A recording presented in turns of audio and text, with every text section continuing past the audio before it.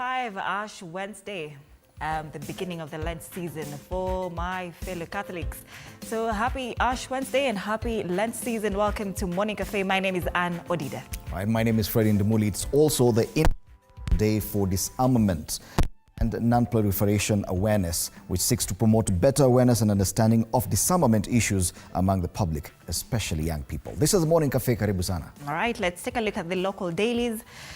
Taifa leo, Raila hapa kuna kitu. Hapa kuna kitu. Yes. Ndo tunaanza hivyo. Hapa kuna kitu. Kitu ni kipi?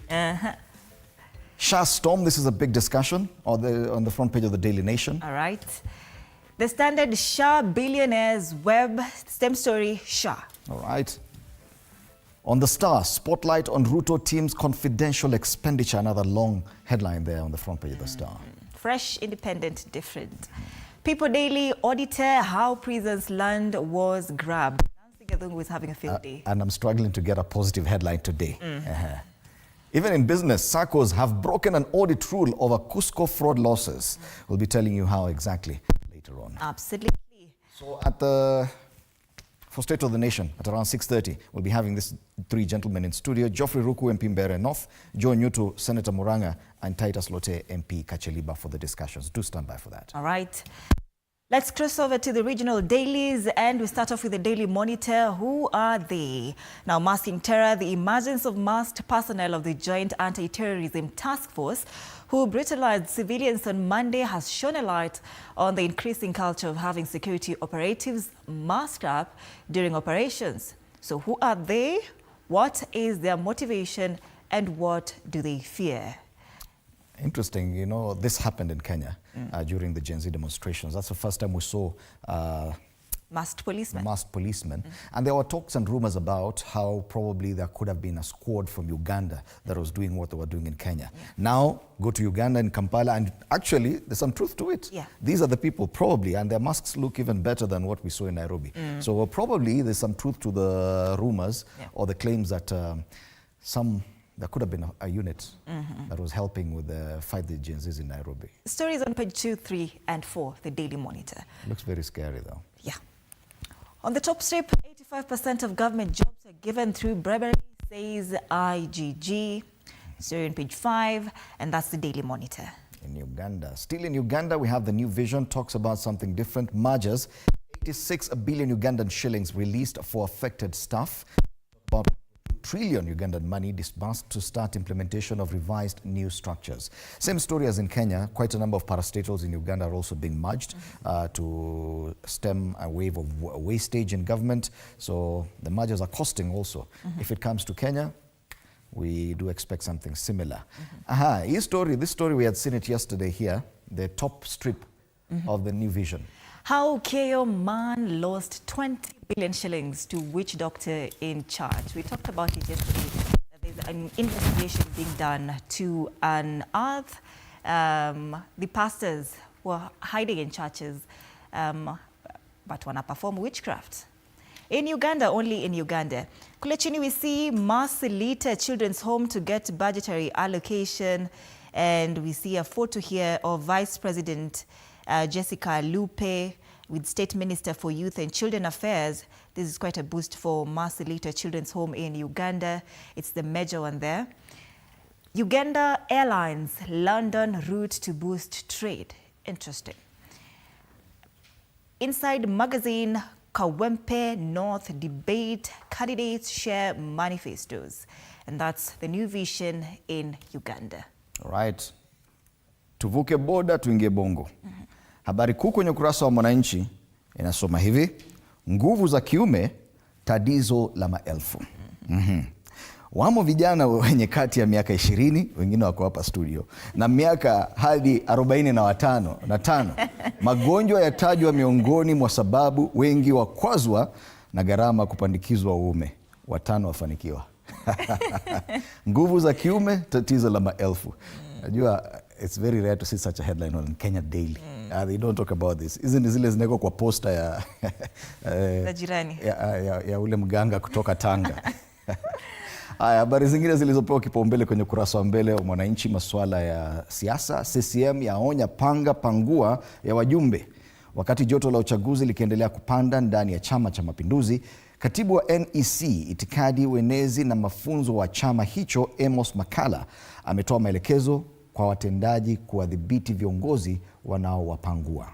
Habari kamili kwenye ukurasa wa 5. Kwingineko, gesi kutawala mjadala wa mafuta Afrika, na ni kongamano tu la masuala ya gesi na inaitwaje energy kwa Kiswahili. Energy. We will do a research. Gazeti la Mwananchi kule Tanzania. Pale juu watu wa 11 wafariki dunia kwa ajali Dodoma Moro Dodoma, ni ile kutoka ile barabara inatoka Dodoma kwenda Morogoro. Watu wa 11 walifariki. Na wengine 55 kujeruhiwa. Ilikuwa ni ajali kubwa kabisa. Right, gazeti la Mwananchi. The Citizen, dry spell prompts food security fears. No, these are different. They talk about drought now. Yes. Don't get it twisted. Wakenya unajua akili saa zingine.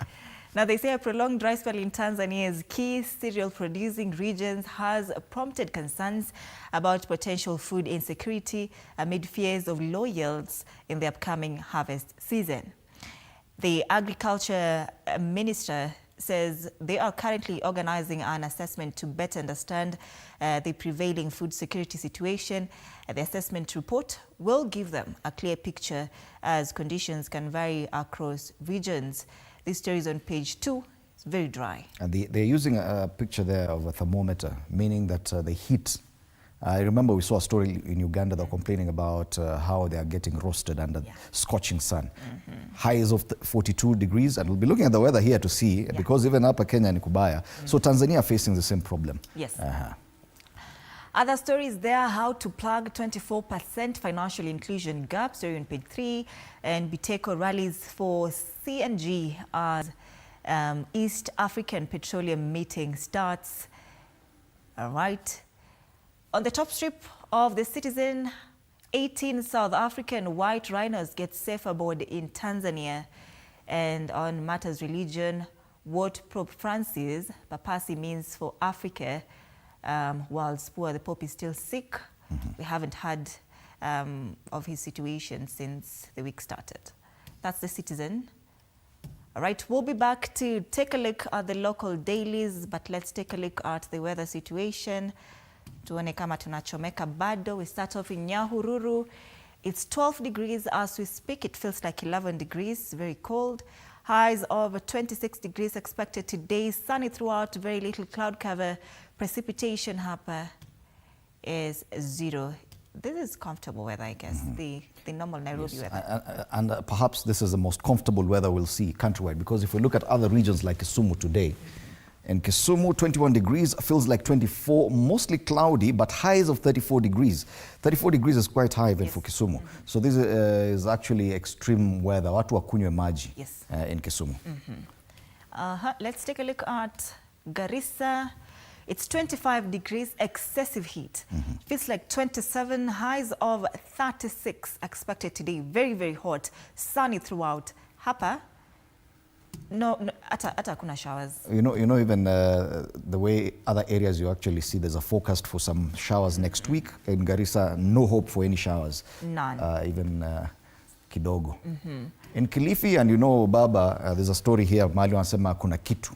Raila Odinga was in Kilifi and he bumped into the fourth president, Uhuru Kenyatta. Walikutana tu ile, hata huko Kilifi, siku anajua, kamsalamia ile. 27 degrees feels like 29. Highs of 31 degrees, but for Kilifi this is normal. Highs of 32 actually. So partly cloudy as well. A bit high, but in Kilifi they're hoping for some rain come next week on Monday. But the heat will remain the same at 32 degrees Celsius. All right. Back home in Nairobi, it's 17 degrees. It feels like it. Highs of 28 degrees expected. Very, very sunny throughout the day. No chances of rain until hopefully Sunday. Just showers kidogo. And then right. Like on Monday, highs will be at 24 in Nairobi. That means hot weather inaenda kukuisha kidogo. Yes. Right. Let's take a look at the traffic situation. Today is hump day, Wednesday. Tuone kama Mmeamka ama vipi? All right. So for traffic, if we may start on the eastern part of the city, this is Outer Ring Road, the usual trouble spots pale further, heading towards Donholm, matatu pale zinasimama kubeba watu pipeline further. If you look at Kangundo Road, it's building up nicely towards Outer Ring Road as well, spots of red here and there. That's one major tributary. The other one getting closer to town is Jogoo Road, Makadara, it's building slowly, and that area around Shorimoy, just before you get to the City Stadium roundabout. Getting into town, Machakos, this is Landis Road, is building up.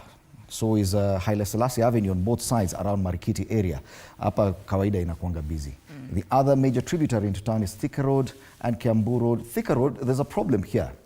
Immediately after Garden City, just before you get to Allsops, there's a long stretch of red, meaning that hapo kuna build up kiasi. Meaning that further down, once you get closer to the Pangani interchange, there's not much traffic. Watu wa Kiambu Road, kama unaweza toka saa hii kabla watu wa Thika Road wafunguliwe hiyo barabara, then at least utafika town mapema haraka haraka. The other side of town, not much to report. Southern bypass looking good. Langata Road to Ngong Road at Prestige Plaza, a spot of red there, but nothing much to worry about. The major tributary into town is Wayaki Way, and it's looking green all the way. Amazing. That's the traffic situation. Perfect time kutoka kwa nyumba. All right, let's take a look at the quote of the day.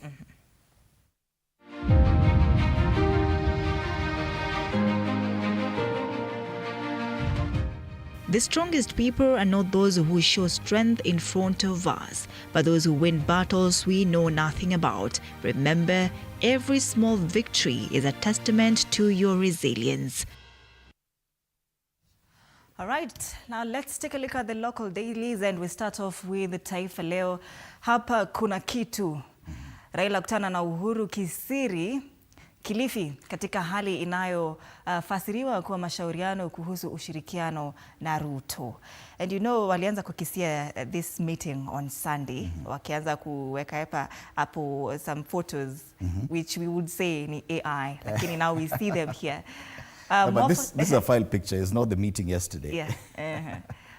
Okay, Raila amekuwa akisema kuwa kabla ya kuingia mkataba wowote na serikali ya Kenya Kwanza, atatafuta ushauri kutoka kwa Wakenya mbalimbali, na ameahidi kuzingatia maslahi ya wananchi katika maelewano yao. Habari hii katika ukurasa wa pili. Je, unaamini ya kuwa mkutano huu ulikuwa tu wa ghafla?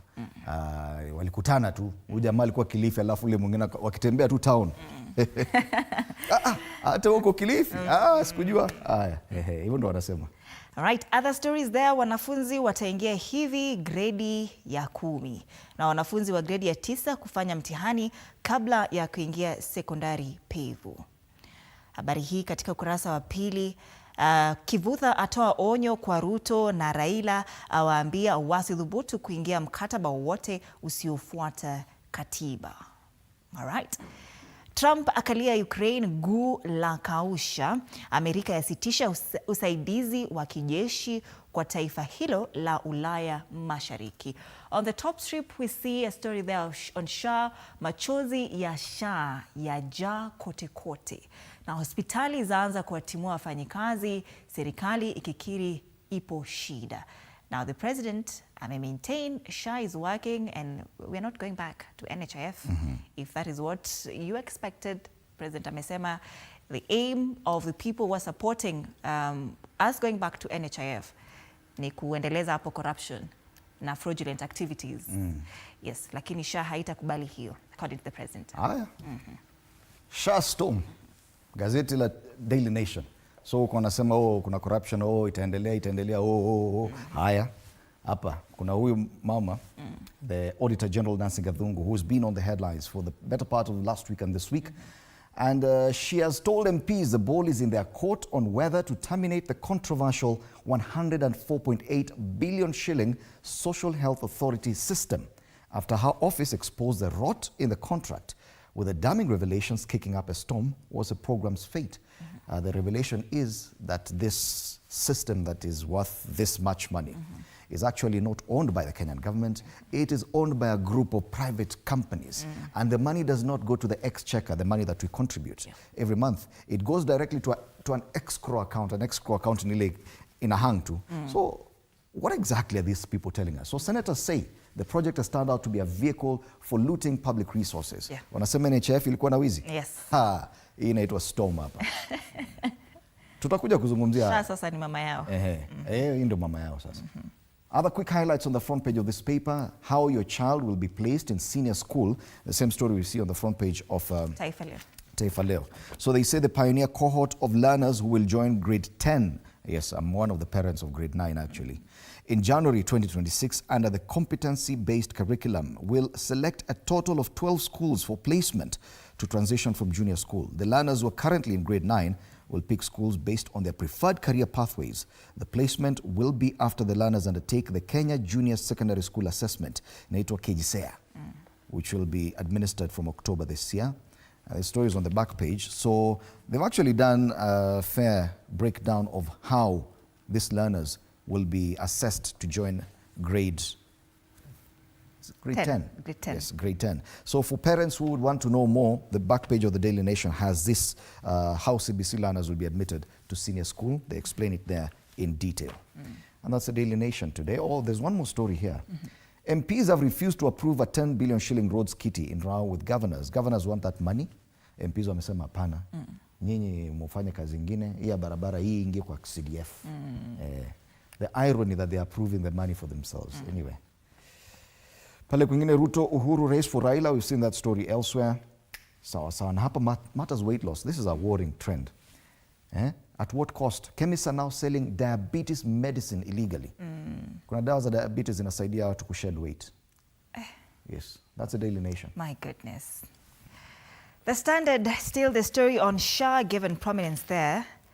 Wanasema SHA billions web. Okay. Na wanatupatia hapa maneno hapa. We see Uproar Limited, part of the SHA Shift Consortium owned by SIH Africa Limited, worth 104 billion shillings. Kumbuka wanasema hii money haiendi kwa government, inaenda somewhere else. We see Comtech Consortium, one of the Kenyan firms linked to convergence hiding. We see SIH Africa Limited, parent company of Uproar Limited, owned by Aswanth Bindu. Pitfield Auto Limited holds 5% in Convergence Network Solutions Limited, owned by Dorothy Kiprono. Now, this is the money trail as to how millions of Kenyans are worried about who will foot their bills if they fall ill. And behind the scenes, a network of shadowy firms backed by influential politicians is quietly managing billions of shillings from President William Ruto's flagship projects, raising concerns over transparency and public accountability. Now, whatever I'm reading,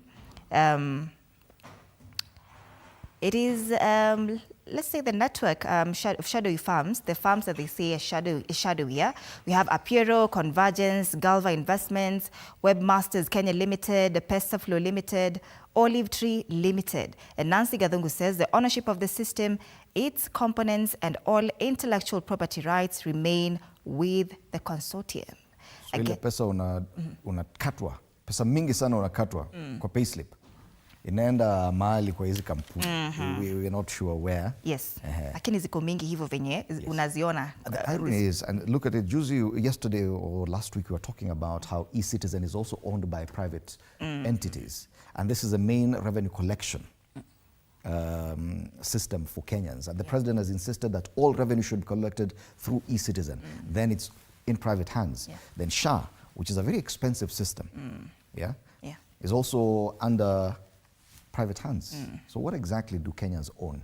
And especially this money collection by government. Affordable housing pia? Hatuna chetu. Question mark. Hata hiyo affordable housing tuko shwari.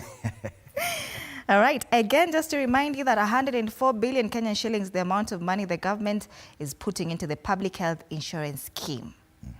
Principal Secretary for Immigration and Citizen Services, Julius Bitok, is quoted here saying, "This one is a promise delivered. It was one of the pledges of the Kenya Kwanza government, and it has been seamless. Gavam Kononi is a reality."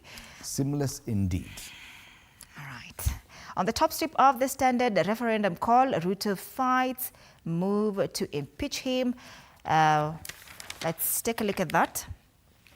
Anasema Palaju give us power to unseat president via referendum, group ask court, and President William Ruto put up a spirited fight on Monday to have a case filed to impeach him through a referendum thrown out, and the president's lawyer Fred Ngatia argued that Dr. Ruto enjoys immunity from criminal or civil cases until the end of his tenure. All right. So, you know, according to our constitution, impeachment of the president or the deputy can only be through parliament. But now people are going to court to say, but we the people have the power. So can we impeach the president through a referendum? So we'll have to wait and see what the court says. All right. SACCOs sues regulator of Cusco. Bado watu wanasave kwa SACCOs wako na hofu sana after the Cusco scandal. That's the Standard. On the Star, different but much longer headline, spotlight on Ruto's team's confidential expenditure. They say mining and lands among those with the secret votes. The story is on pages 4 and 5. A quick look at that story. Wanasema, President William Ruto's administration has spent billions of shillings characterized as confidential expenditure, effectively blocking public scrutiny. This is another report by the Auditor General, none other than Nancy. Huyu mama tunafaa tumpige makofi. Yes. Nancy Gathungu, you're doing a good job. She should be protected at all costs. Congratulations. So the report by this Auditor General raises a red flag that some of the government entities gobbling up the billions are not eligible for the secret vote. So some 12 government agencies, including ministries like mining, headed by none other than 001 himself, Sultan Joho, Hassan Joho, Naila Lands, use their allocations as confidential expenditure. What is so confidential about mining? And okay, anyway, that's a big story there on the front page of the Stand.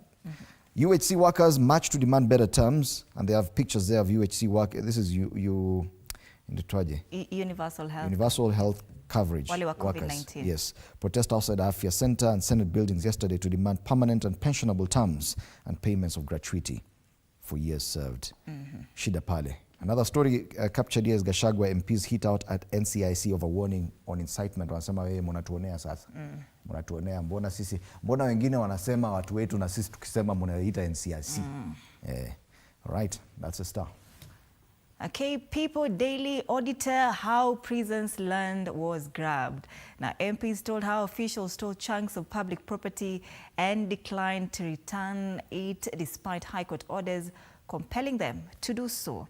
Let's just take a look at it. And they say thousands of acres grabbed in operations orchestrated by unscrupulous individuals in government. That's according to Auditor General Nancy Gathungu. And in the serene heart of heavily guarded prison facilities, a scandal has been brewing that has rocked the very foundation of the prison system and exposed the depth of corruption and exploitation in the most unlikely places.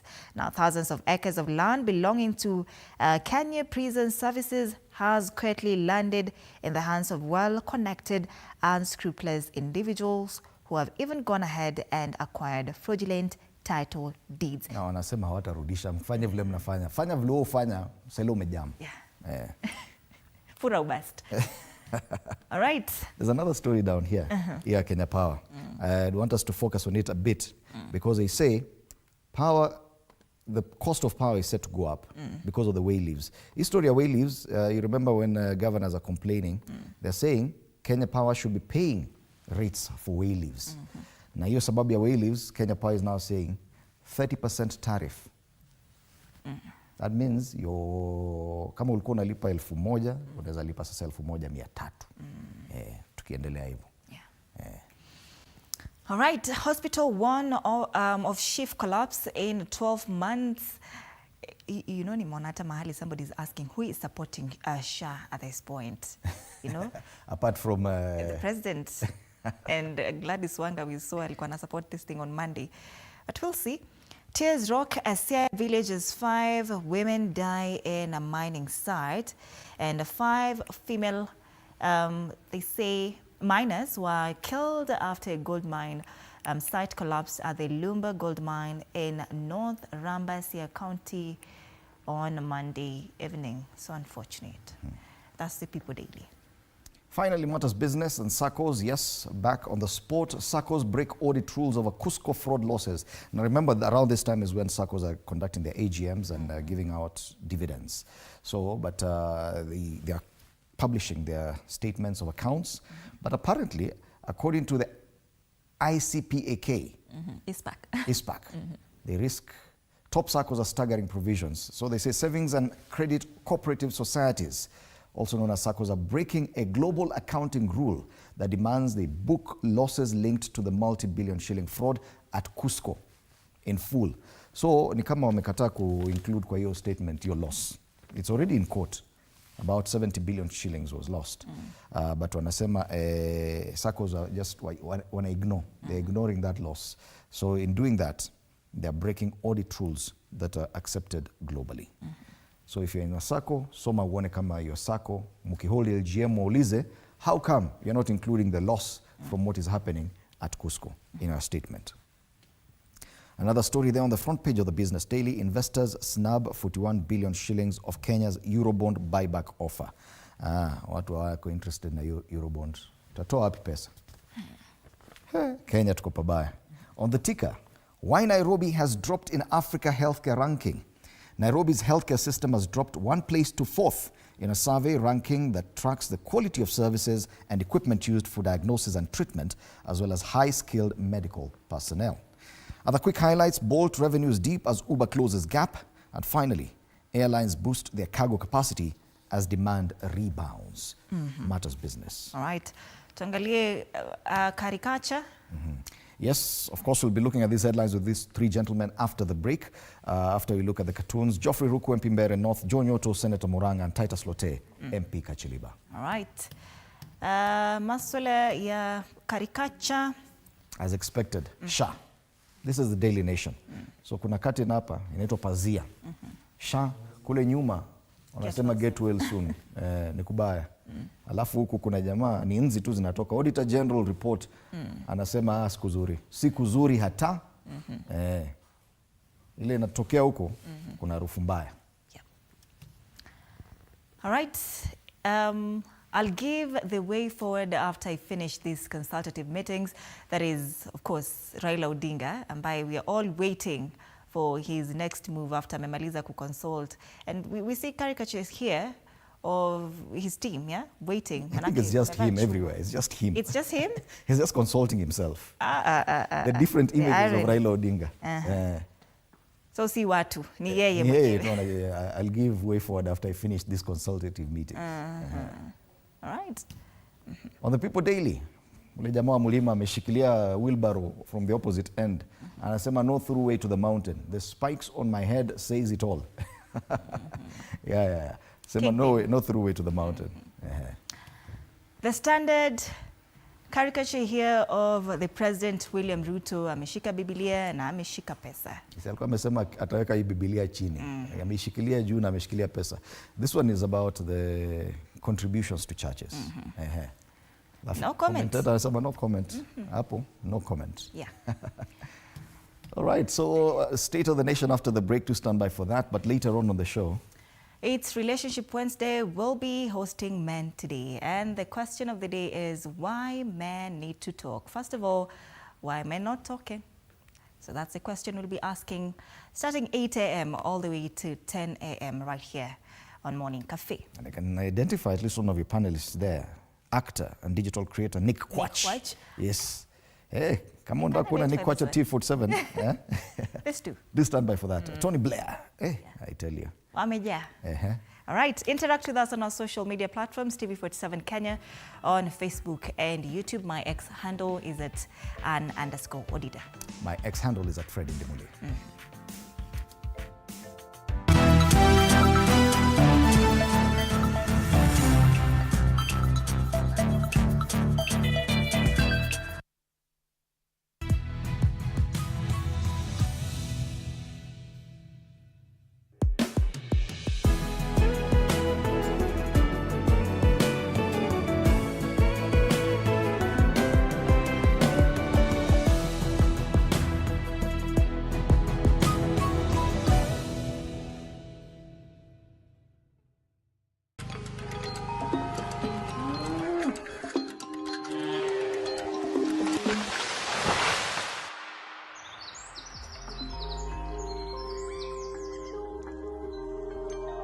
Our world is changing every day, and so should we, for the better. Each week, we tackle the big why, the question that should be on everyone's minds. Why isn't this fixed yet?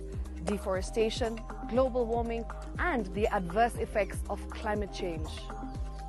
The future isn't just something that we inherit, it's something that we create. Join us on The Green Fix as we tell the stories of those who refuse to give up.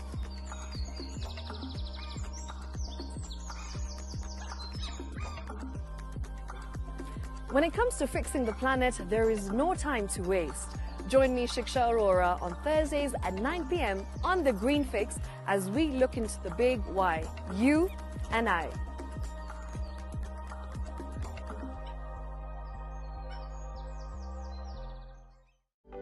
For comprehensive information and education on your health, Body Garage is here. Don't allow anyone to pluck out your good tooth as long as it is strong and stable. Cancer doesn't start today and you get the symptoms tomorrow. By the time you pick it or the time it is manifesting in you, probably will be there about 5 to 10 years. The eye is the window to the rest of the body. Don't forget to stay hydrated. And of course, you at home do take your water. So the ultimate test is actually you check your urine. Your urine should be clear. Clear like the water? Yes. Should be able to see the other side of the urine. If your urine is colored or has changed color, you cannot see the other side, then you have not taken enough water. Don't forget regular health checkups. Early detection saves lives. I want the message be, we can prevent cervical cancer. We prevent cervical cancer in several ways. You have young girls and even somebody who's above that age, you can pay at least every 3 years. Somebody should have a pap smear done. If you are 40, 45, 50 going upwards, once a year, please go see a doctor. Yeah, it's just for normal routine maintenance.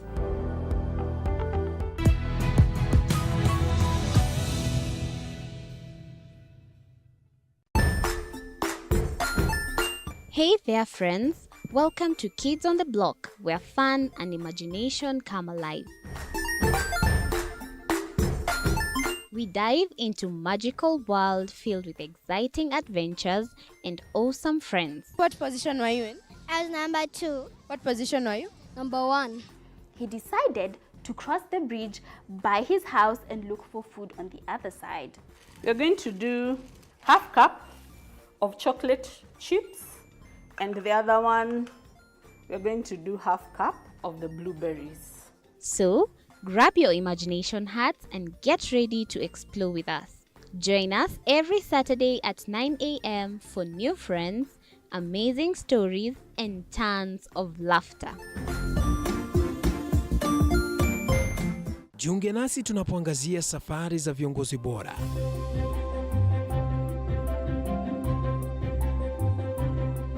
Kutoka kwa ushindi mkubwa hadi masomo magumu. Wakati wetu kwamba wasichana si wa kusoma, ni wa kuolewa, ng'ombe ipatikane, wazazi wakuwa watajiri. Tunashughulikia yote. I wish I were a better investor. My parents taught me how to look for things for myself.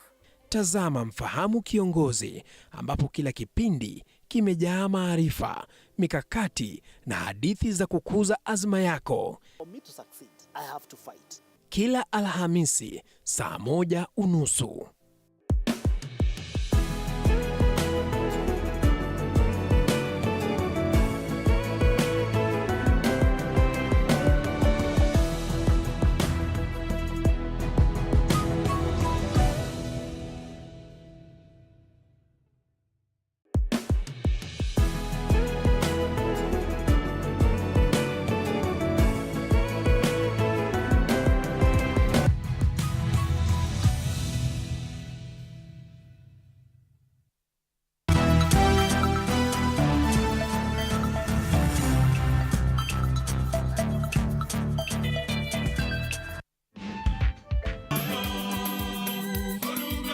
Speaking at the event, President Ruto and other Kenya Kwanza leaders condemned what they described as biased and negative reporting on the government programs. Tukasema we are going to have a consortium of technology companies that is going to make sure that there are no fraudulent claims in SHA.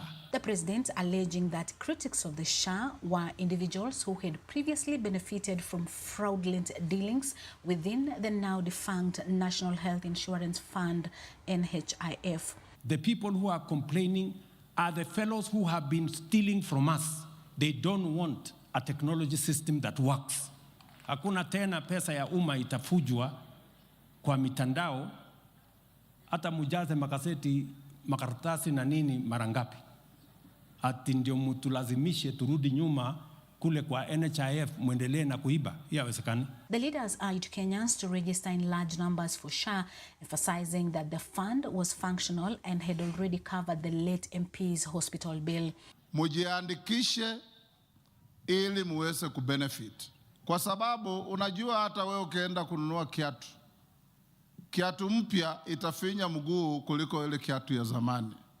Alafu utaanza kufikiri ile kiatu ya zamani ndio mzuri. Don't listen to the disinformation and misinformation being perpetuated. Unasema hii kitu sisi tulisikia haifanyi. Na kuna Mkenya amenyamaza mahali, yeye anaenda hospitali wakati amegonjeka analipiwa bill. On the controversial affordable housing project, Prime Cabinet Secretary Musalia Mudavadi reassured Kenyans that the government was legally mandated to issue sectional titles to homeowners, dismissing recent reports casting doubt on the program's credibility. Even if you're on the 5th floor, the law is there to allow the government of Kenya to give you a sectional title. Kwa hivyo, hiyo ilikuwa porojo ya kujaribu kumwaga maji baridi kwa huu mpango wa housing. During the event, President Ruto also called on the commission tasked with reconstituting the Independent Electoral and Boundaries Commission, IEBC, to expedite its work and ensure by-elections, including in Malava, are conducted without delay. Leaders at the funeral eulogized Malulu Injendi, who served as the vice chair of the National Assembly's Education Committee, praising his contribution to education sector. Kakamega Governor Fernandez Baraza and Ikolomani MP Bernard Shinali urged the government to complete projects initiated by the late MP in his honor, with Barasa further advocating for the passage of a bill to support village elders. Wafanikishe yule mswada ambao mheshimiwa alikuwa nao wa kuhakikisha wale village elders wetu wanaweza pia kuangaliwa na kutambulika katika serikali kuu. Violet Auma, TV 47. All right, and that's where we want to start our discussion this morning. Kenya Kwanza leaders slamming the media for alleged bias in reporting, especially on government programs, the Social Health Authority, as well as the housing, affordable housing program. With me this morning, I'm privileged to have Titus Lote, MP Kacheliba. Karibu sana. Thank you. Next to Bwana Lote, we have Geoffrey Ruku, MP Mbeere North. Good morning, Bwana Ruku. Karibu sana. On this issue where the president and other Kenya Kwanza leaders are now claiming bias by media in reporting on government programs, what's your take on that? Even before we discuss the headlines today as they come, because I can see, yes, one government program in specific, SHA, is on the front pages. But do you really believe that the media is biased against government programs, Panelists? Well, thank you and good morning. Looking at the media, the newspaper headlines for the whole of last week, and probably previously, you will note that most of the headlines are actually against government. Most of the media headlines, including today's, if you look at it, they talk about SHA, and they talk about SHA in a negative manner. So for me, I'll say, to some extent, yes, the media has actually been talking about issues that are happening in this government in a negative way. But again, I'll say the media is in business. And so when the media is in business, they will try as much as possible to appease and to appeal to the people that are listening to the media or reading. And so they will definitely get the things that appeal to the people. And so the media could probably also be forced by the circumstances surrounding everything, so that they can be able to remain relevant. All right. Bwana Ruku, do you agree that with Bwana Lote that the media is biased in its reporting, especially on government programs? I think it's going to go straight to the point, to go to, where the problem is. The problem is with the men who are in charge of these programs. They are not communicating to Kenyans exactly what they are doing to solve the teething problems, because SHA can only be judged or measured from the consumer point of view. It is patients who go to hospital, whether they are added in the most appropriate way or not. So the feedback which you are getting from the people, from our hospitals, this is the feedback which we are supposed to use to streamline the areas where there may be problems as far as SHA is concerned. And this is something which is not happening from the point of view of the people who have been given the responsibility by the president to champion this very noble program. One of the flagship of this administration is universal health care.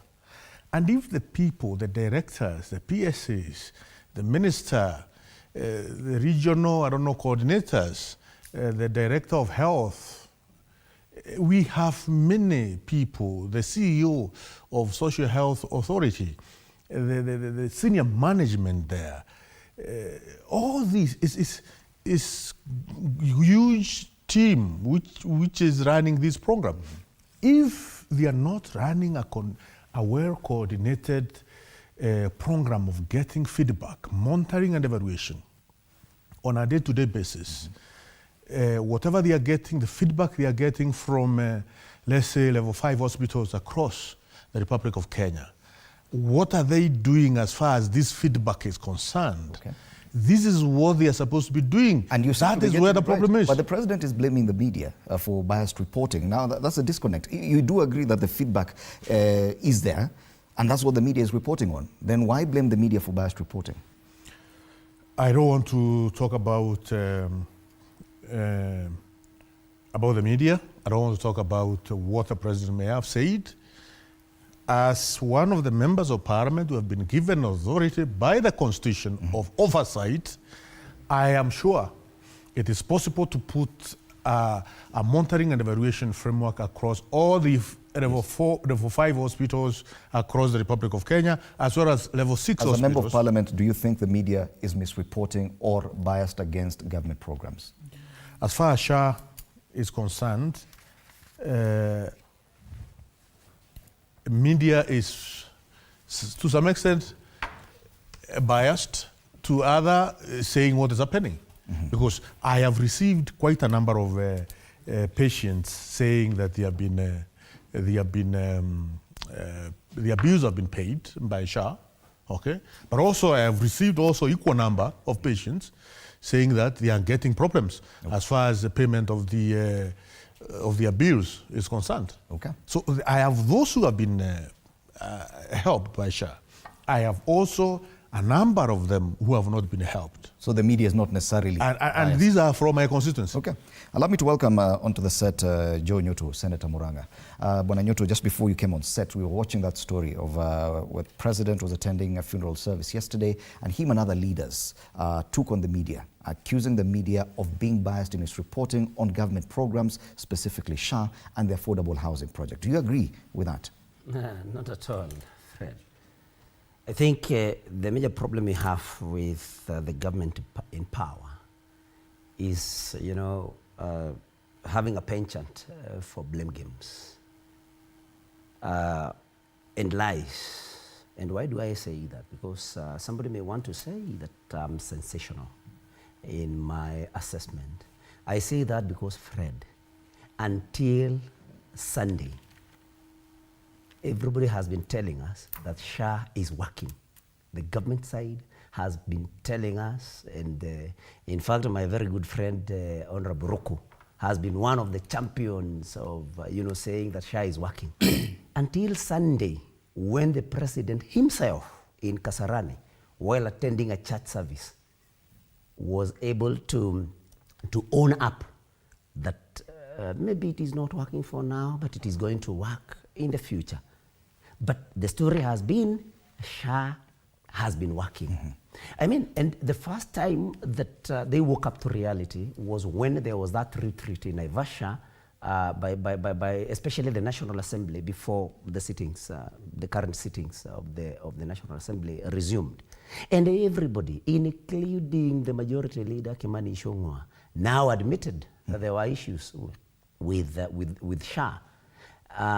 Hitherto, they were saying that there was no problem. SHA was working, and you remember there is even a lady who stormed Afia House, and that lady was later arrested because, of course, of exposing the rot in this particular program. So the thing is, the media is reporting us per the situation on the ground. But if you choose to close your eyes and blame the media, then of course it will serve you. It will serve your interests at that time. But it is not something that we can be able to sustain. So referring to the president's address to the monarchs yesterday, I must say, Fred, that I got really disappointed because the president started lamenting, like each one of us, that, we, the people that are fighting SHA, are the people who are benefiting from, the corruption at NHIF, and we are not going to be allowed, we are not going to allow ourselves to be taken back to NHIF so that you can continue stealing money from NHIF. Fred, if the president is aware, knows of people that made false claims with NHIF, why have they not been arrested? Why have they not been made to face the law? Because our laws are very clear. And I mean, we have problems with SHA. It's not about the people that stole from NHIF. The law should take its course relating to those ones. We are trying to address the challenges that SHA has. Okay. That is what I would have expected the president to tell us. I mean, or to tell the monarchs and the nation in general what is being done to see to it that the challenges that SHA has have been addressed. Right. Not to lament with each one of us. And on the same day as the president spoke and accused the media of bias in its reporting, the Auditor General Ncic was before a Senate committee where she made even more damning revelations about Social Health Authority. It is there on the front pages today, now that we agree media is reporting on this. Whether we call it bias or not, look at the dailies, The Standard and The Nation. On The Nation, SHA storm. Senators say project has turned out to be the vehicle for looting public resources. On the front page of the Standard, SHA billions web, and this is a money trail. So, and the biggest conversation here is a revelation by the Auditor General that the system that is worth 104 billion shillings that runs SHA is not in the hands of the government. It is owned by private entities. This comes only a week or two after revelations that eCitizen platform that collects all the revenue for government is also in private hands. Now, definitely, this is a problem. Bonalote, do you say this is a biased reporting? Well, first of all, let me talk about the problems of media reporting. And I said, and I will not back down to say that the media will always be sensational, because if the media reports things as it is, the media will not get the customers that they want. And so they have to sensationalize everything. The reason why we say that SHA has failed, and if you look at this report that has been put forward by the Auditor General, the thing is the system that manages SHA is the problem. And I will not agree with what is going on. If it is a consortium that is not owned by government that is managing the system, then I will say that is something that needs to be condemned. This is the Auditor General. But if you come back to NHIF, in 2023, there was an expose of how NHIF was looted by individuals up to a figure of 21 billion because there was no proper system that manages how the funding was disbursed. And so hospitals and private institutions will lay claims. In fact, they told us that time, If you go to private medical facilities, you get more accountants than the doctors. And the reason was because these are the people that will claim fictitiously to loot from government. And there was a loot. And I will not say it was during William Ruto's time. In fact, even the system you talk about during NHIF, you're talking about these... When I looked at even talked about NHIF. You've talked about e-citizen, yes, which was not started now. Again, it is in private hands. For me, I will condemn anything that was started by the previous regime or for this current regime, as long as it is not for the public interest. But for SHA, I think why the system was brought was so that it can be able to address the challenges that we had during NHIF. Do you agree that it should be in private hands? Because that's a question. The problem is that the system is not in the hands of government, and that is why I will condemn. Okay. But if the system was in the hands of government, I will say this thing could continue. Fred, let me tell you, when the first motor vehicle was started, the person who drove the first motor vehicle was put to jail because immediately the motor vehicle was put to test against a horse. It rolled. And the authorities said, this is a wrong thing that is not supposed to be invented.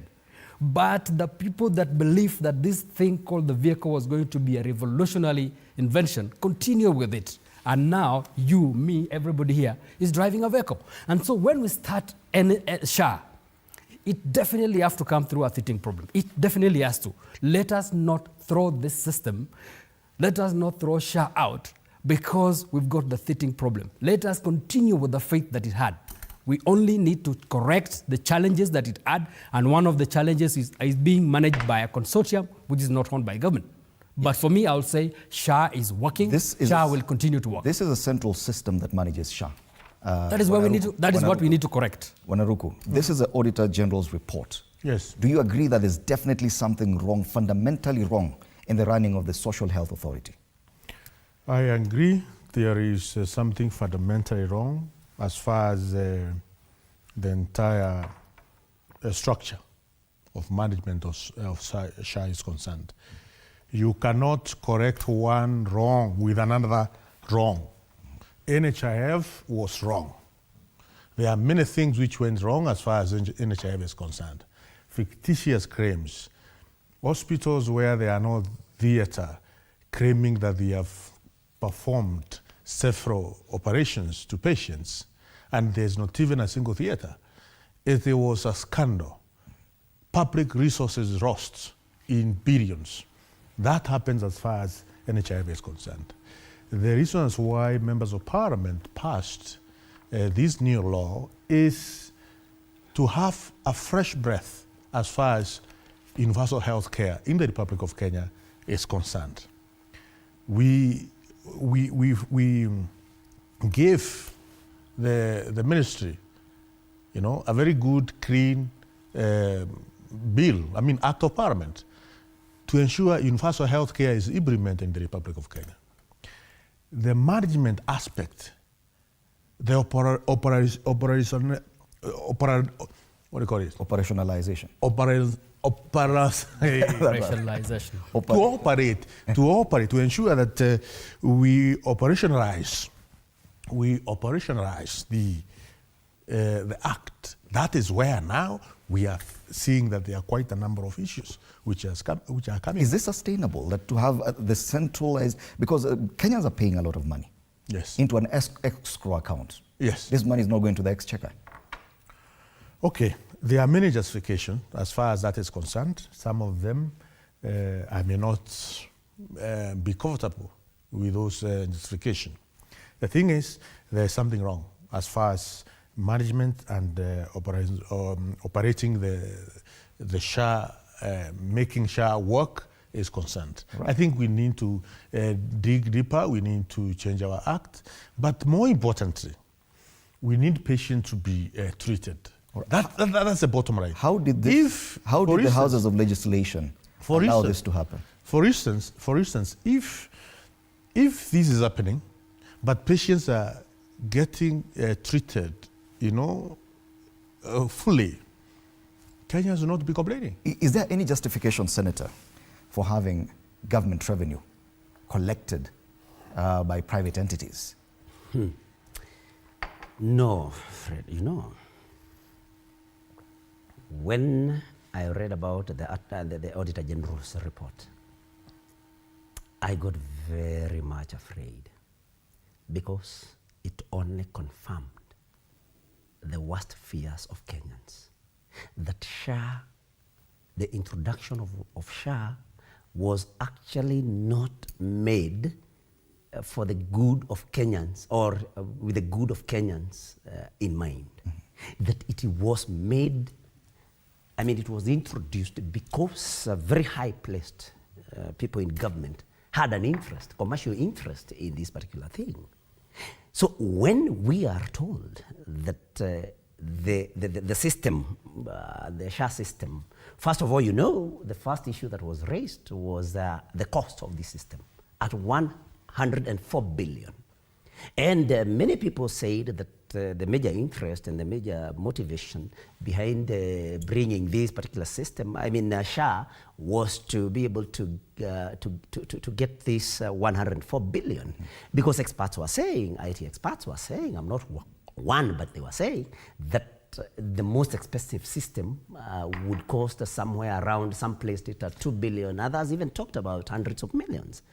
And that time we were not as skeptical. We thought maybe it was naysayers that were bringing this. But now being told that this system again, that the ones operating it is not a government system. It's not government owned. It's privately owned. I actually would have wanted to ask the Auditor General who owns this system, because we would have been able to maybe connect and see whether the web. The Standard has actually put them there on the front page, the different companies that actually run SHA. Okay, thank you. I had not had time to look at the Standard. So, I mean, we need to know whether these companies are connected to high-placed government officials, so that now we can be able to establish the web of corruption that then was the motivation behind bringing SHA. Because if you ask me, Fred, I mean, 2.5% of all the contribution is going to these companies, and nobody told us that. Nobody has ever told. Nobody. I mean, prior to this report, ever explained to Kenyans why this system had to be owned by private companies. I had you asking Honorable Ruto why legislators then were able to pass the particular legislation that brought SHA on board. And I think I want to say, because of course I also voted for it, and I have to own up. But then the promise was very promising. The promise was very promising, Fred, because we had been told that, you know, NHIF had limits on, especially regarding emergency, critical and emergency care, and then primary health care. So we were told that government under this system would have every Kenyan brought on board, including those who would not afford monthly contributions. Senator, the government was going to contribute for them. You say, and you've said, yes, you were part of those legislators who took it through this contract. Yes. The contract, clause 12.4 of the contract's general condition states that the projected revenues of more than 111 billion from the collections must be transferred to an escrow account on a daily or weekly basis.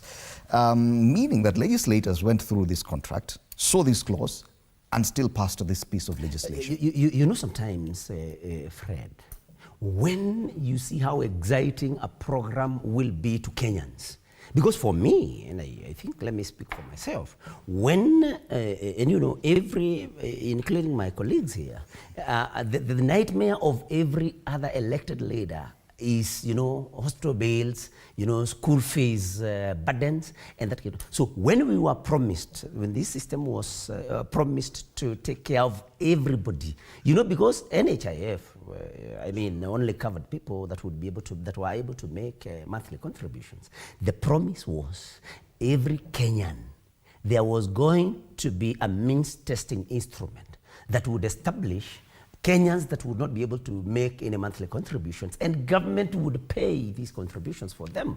That was very promising. That was very exciting. So probably these other clauses in this particular arrangement probably escaped the attention. That's my concern. That's my concern, because the role of the Houses of Parliament is to oversight and also add quality to some of these pieces of legislation proposed by the executive. I'm looking at clause 39.1 of the contract agreement, which requires any dispute arising from this contract to be settled by arbitration under the rules of London Court of International Arbitration.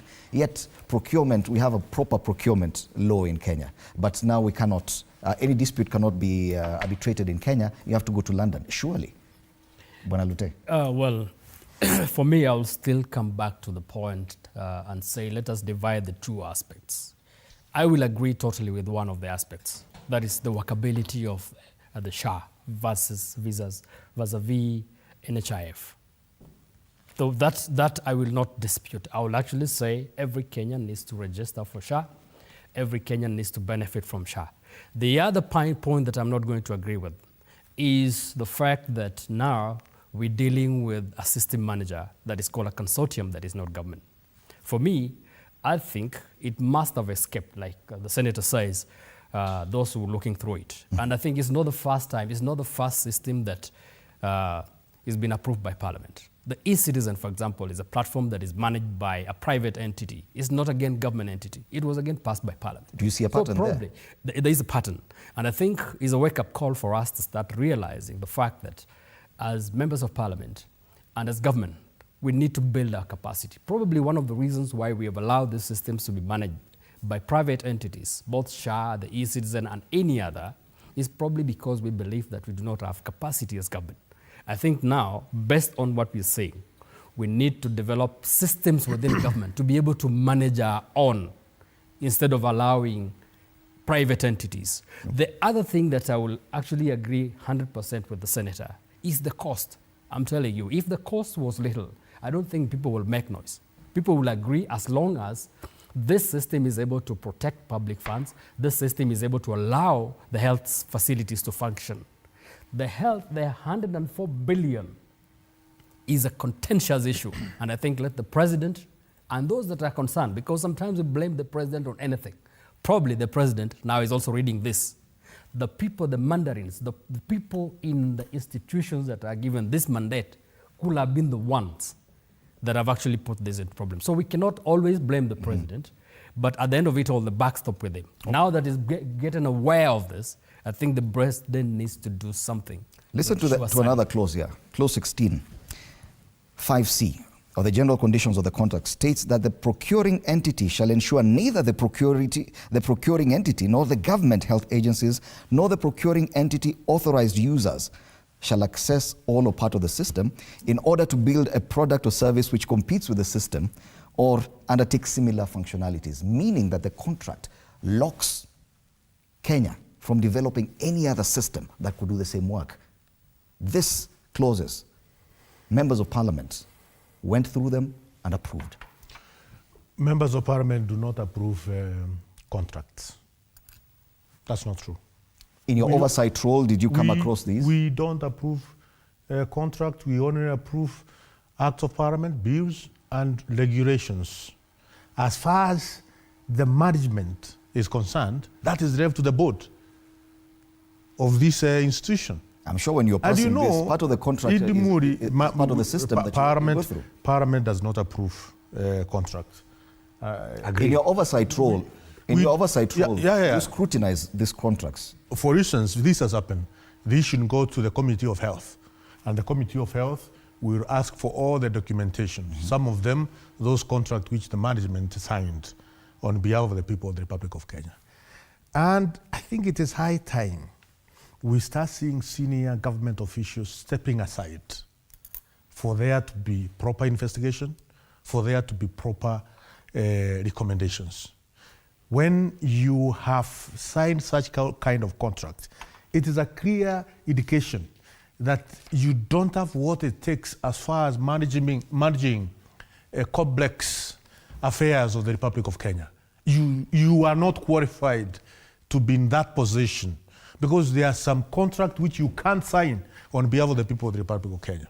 When you are given such a serious office, a CEO of Social Health Authority, PS in charge of health, and then you go and execute such kind of contract on behalf of the people of the Republic of Kenya, it shows you are not qualified to hold such office on trust, because that trust is bestowed upon you through the appointing authority, and the appointing authority was given the mandate by the people of the Republic of Kenya. It is high time in the Muri, in this government, we start seeing people stepping aside. When the parliament is investigating some of these things, those people should not be in office. They should be coming to the Committee of Health or Committee of Parliament when they are coming from their home. Right. Because some of these things we can't continue condoning them in the Muri. Right. It's not right. The current CS for Public Service was Attorney General when this was passed, and he's on record saying, according to this paper, that he urged caution. Yes, he told them to be cautious, meaning that his advice was sought, and he gave advice. He too was hesitant to proceed with this matter the way it went. It would appear that the entire government structure was aware of some of the challenges in this, but still went ahead with it. Is it right for anyone to claim right now that the president is not to blame for this? You know, Fred, and we have said this many times, and that the risk of sounding repetitive, the major problem we have is that the president has turned himself into the promoter-in-chief of these government programs. Because I hear my friend here, Honorable Lotte, say that he agrees with me that the cost was very high at 104 billion. But then that was appointed to some corruption. But then who would have been able even to investigate, Fred? Who would even touch that when the president is all over saying that this system is working, it has to work? I mean, you cannot touch something, Fred, that the president is promoting publicly all over. And I think that is where the problem has been. Because when, again, you hear Honorable Ruto here saying that heads must roll, and I agree with him that probably there are some government officials that took advantage of the new program and made corrupt deals. But then, I mean, who will even touch that again? Because the major promoter of this particular program, just like, and we have said this many times, just like the new funding model, has been the president himself. So no investigator, nobody will go touching and questioning things that the president is promoting publicly, because of course you'll be risking losing your job or action being taken against you. Talking about, I don't agree with that. Talking about I was silent when they spoke. I'll allow give you a me chance to don't interrupt my line of thinking. Talking about the public service minister who was AG. You say he urged that we approach it with caution. But then, again, we go back to the same thing. I mean, you only, who listens to that advice? Does the president listen to that advice? I mean, does he take any advice? Because that is what we should start asking ourselves. Because if there was that caution by the Attorney General, but then the thing, of course, continued being promoted by the president, then, I mean, that is why we are here now. So I think we would want to urge the president, because he's president to all of us. Let these things, and personally I've said it many times, let these things be done by the PSCs, the technocrats, the PSCs, the ministers. He should only talk about a particular program when he's sure that he has, the technocrats have gotten it right. Otherwise, he has eggs on his face all the time, because he rushes to promote programs even before he is sure of their workability. He does not take advice from anybody. He does not listen. I mean, so Muthuri's advice, of course, fell on deaf ears. We are here now. Having said all these months, the SHA is working. Only now that we are admitting there are problems. Bwana Ruku, you seem to disagree that the buck stops with the president on this matter. What I'm saying is the president is the head of the state and head of government, and he has a huge responsibility, and he can't be everywhere. He can't be in treasury, he can't be the Minister of Health, Social Health Authority, he can't be at KPA, he can't be at Kura, he can't be at Kera. That's why he has appointed people. That's why we have people who have embroidered under competitive interviews to hold some of these positions. The CEO in charge of Social Health Authority is the one who is signing some of these contracts. It's not the president. And the president does not micromanage all the institutions in the Republic of Kenya. There are too many even to be micromanaged. So what you are saying is, if you are not competent in running the affairs of some of these very important public institutions, then please tender your resignation, step aside. There are Kenyans who are competent, who can be able to run some of these institutions properly. Because we have a number of issues as far as SHA is concerned. One of them is technical glitches. Other one is about administrative capacity of these institutions. And that's where the problem is.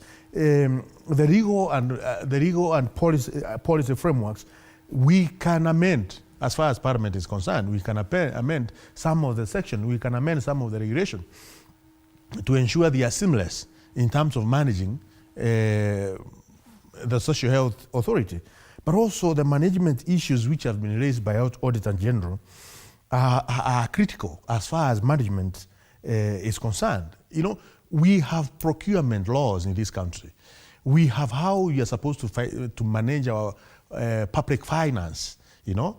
All these laws are there and they should be followed. What the Auditor General is saying, that the Public Procurement Act, as well as Public Finance Management Act, is not followed as far as money is concerning and contracting is concerning, as far as SHA is concerned. So those who have been bestowed the responsibility of working into some of these institutions, they should make Kenyans proud.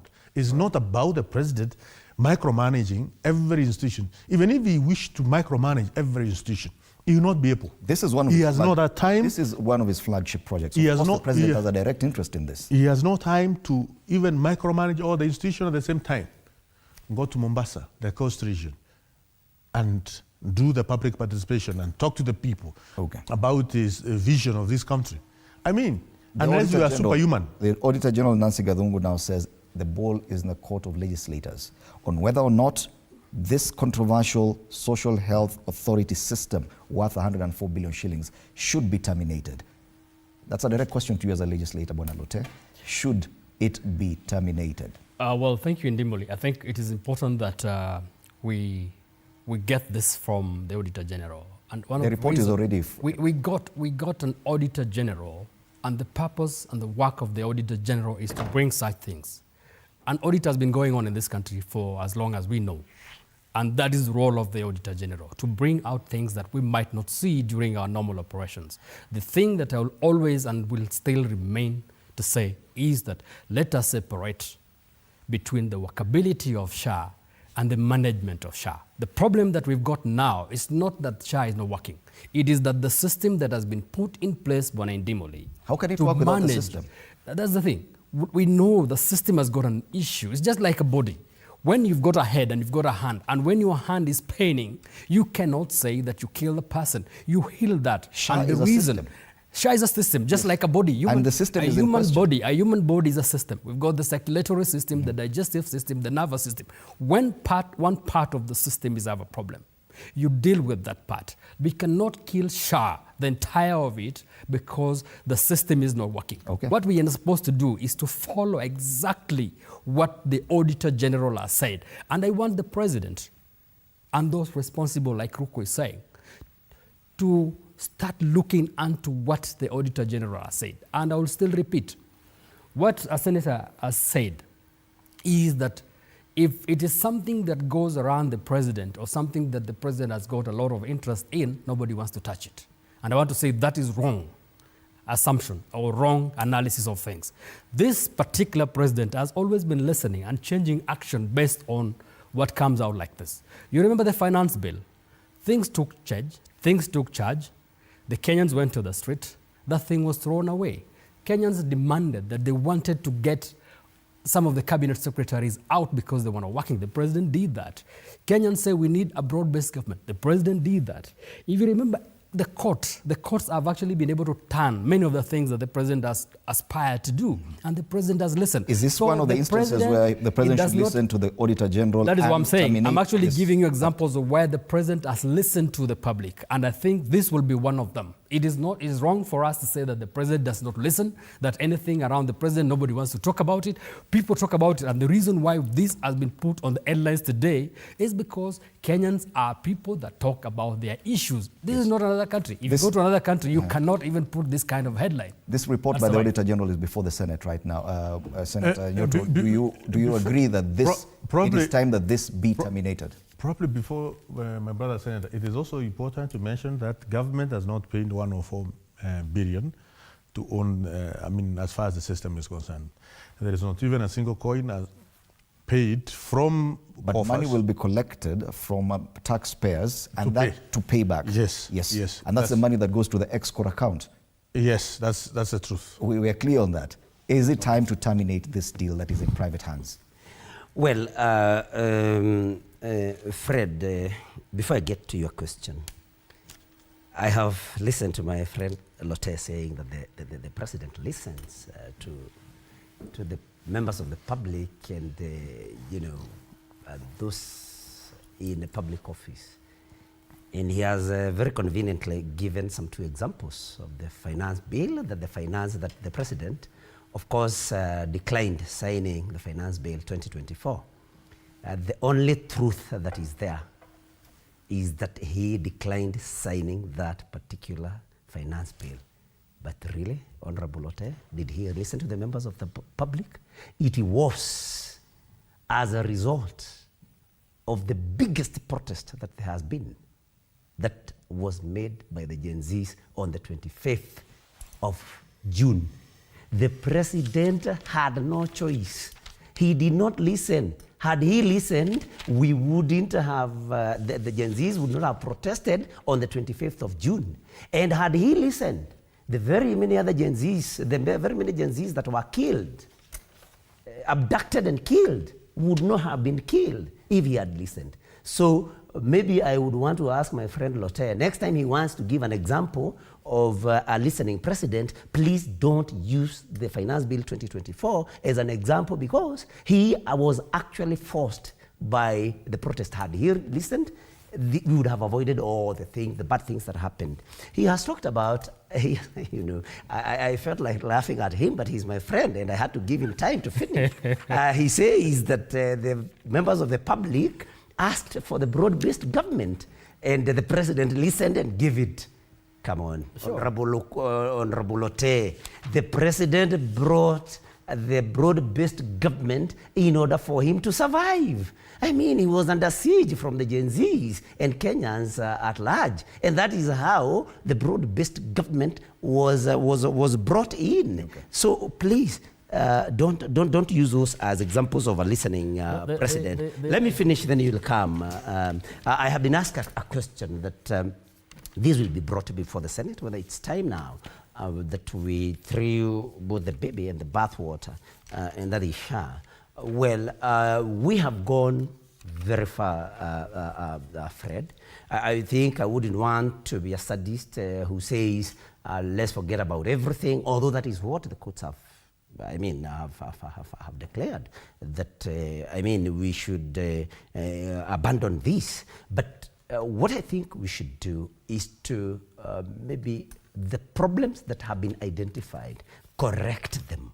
The promise that was made of primary health care, of critical and emergency care, because this is the only difference between SHA and NHIF, that we implement that, and the government starts funding that which it was supposed to fund, which is now these two, primary healthcare and critical and emergency healthcare. Because SHIF, if my understanding is right, is about the contributions that are made by contributors. So let the government bring on board every Kenyan. My question was and about the pay system. Contributions for those that that cannot afford these contributions. So I think when it comes, we can introduce amendment and of course see whether it can. This contract has already been signed, and they say the only source of arbitration is before the London arbitration system.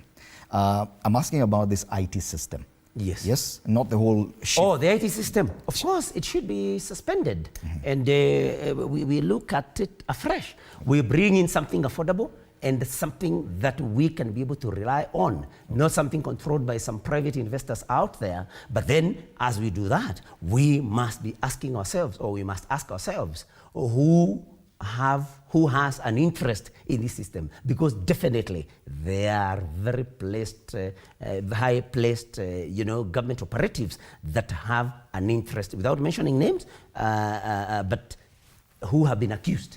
And because I don't have evidence, I think even the topmost have been accused of having an interest. We see a pattern here when it comes to serious government systems that are in private hands. One is an e-citizen, where the president insists all government revenues should go through. It is in private hands. The president is aware of that. He has not done anything about it. Now we have SHA, where the main IT system is in private hands. And you've just gone through the challenges with the contracts. Do you think it is time to relook this IT system and terminate this contract for SHA? That's a very good question, and a very far-end question for that matter. But at the same time, it's good to mention that we have a private system like M-Pesa, which transacts money, and Kenyans pay a certain portion for that. Not government for money, for that platform. But as far as government services are concerned, as far as public services are concerned, Kenyan government should have a capacity, should have, it is able, the technical capacity is there to handle some of these systems. There is no reasons why we should give this network or system platform to private institutions. I think it is possible for, it's more or less saying the central bank system also being private hands. Though the banking systems are international, but well controlled, I think it is possible for government to be able to control or to run some of these systems and not incur the management costs which we have seen we are incurring at the moment. I think generally what we are saying is, as far as management and execution of SHA's running system, there is some question to be answered. And those who are in charge, they should be able to answer these questions. And if they cannot be able to answer these questions well, then they should step aside. But there is something which is not right. But having said that, this does not justify us we go back to NHIF. NHIF was there for 60 years. Only 6 million Kenyans were enrolled in NHIF. Out of so many Kenyans, we need a universal health coverage where each and every Kenyan is part of the coverage. Everyone is able to pay some amount of money for us to ensure health sector, the health of our people is guaranteed as far as our constitution is concerned. Right. That should be the underlining and underpinning statement. There is a problem as far as management, administration of SHA is concerned. All right. Now, the Auditor General, Ncic, has told lawmakers that the ball is on their court on whether to terminate the controversial 104.8 billion shillings Social Health Authority system. And she was appearing before the Senate County Public Accounts Committee yesterday, where she made these revelations, saying it is up to Parliament. And I have parliamentarians here. Maybe Let's watch to that section. mention, today, I'm issuing a motion of adjournment in the National Assembly. We will be discussing SHA. That is, if the Speaker of the National Assembly approves my motion of adjournment, and the discussion will be SHA. I have already given a notice to the Speaker that I want we discuss this afternoon. SHA through a motion of adjournment. Okay. Banalote, you wanted to say something? Yeah, I wanted to say something about the systems. And I think we cannot, and I actually will repeat again. I will, first of all, let me just respond a little bit to the broad-based government as one of the things that was demanded by the people. And it's given 2 examples out of the 3. I've actually said one of the reasons, one of the things that we say is a listening president is that he's been able to respect the procurements, the pronouncement of the courts. He has never said that, but he went straight to the broad-based government. But I'll tell him that immediately there was a broad-based government because there was a contention in the last election. And people believe that Raila Odinga and also William Ruto hold close to the same number of votes, probably a difference of very little. And so they had the view of we can share the government. And immediately there was a broad-based government. Everything went quiet. The country became calm because it was now believed by everybody now that the government belongs to all of us.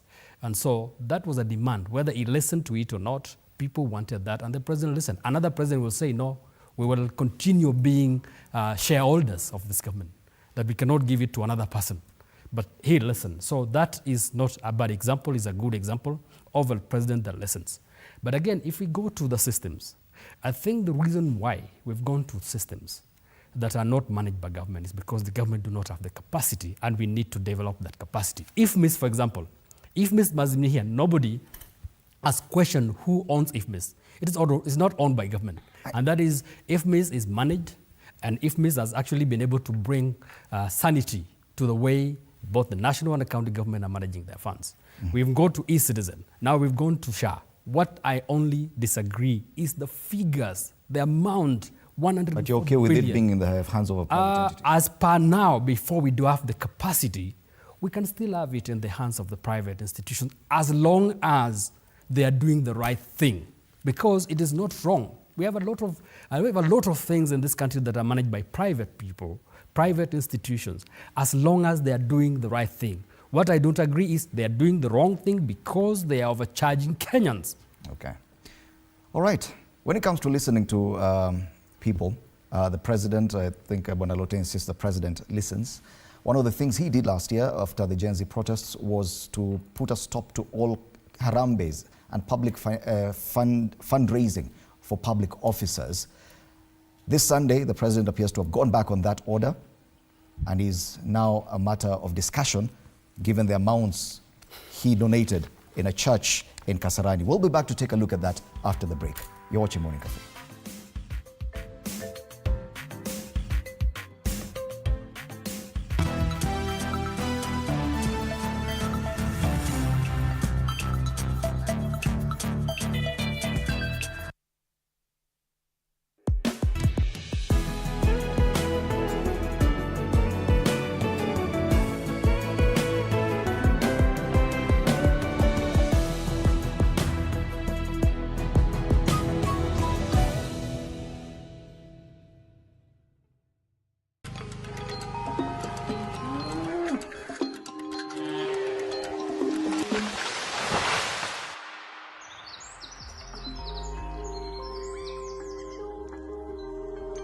Our world is changing every day, and so should we, for the better. Each week, we tackle the big why, the question that should be on everyone's mind. Why isn't this fixed yet?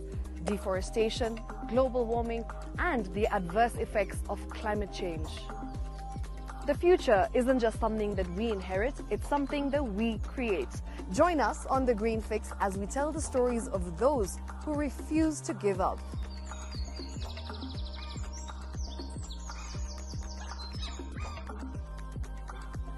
When it comes to fixing the planet, there is no time to waste. Join me, Shiksha Arora, on Thursdays at 9 p.m. on The Green Fix as we look into the big why, you and I.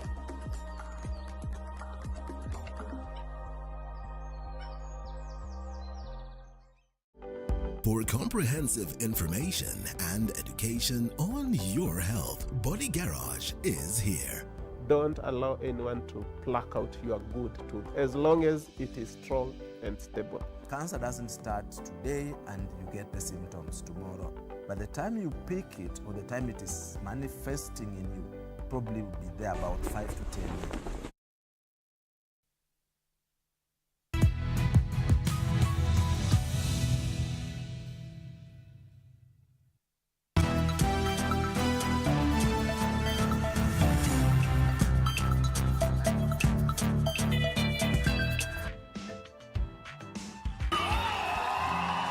Hours after the head of state promised to offer overseas jobs for the youth with a recruitment drive expected to be held at the Jesus Winner Ministry Church in Roysambu.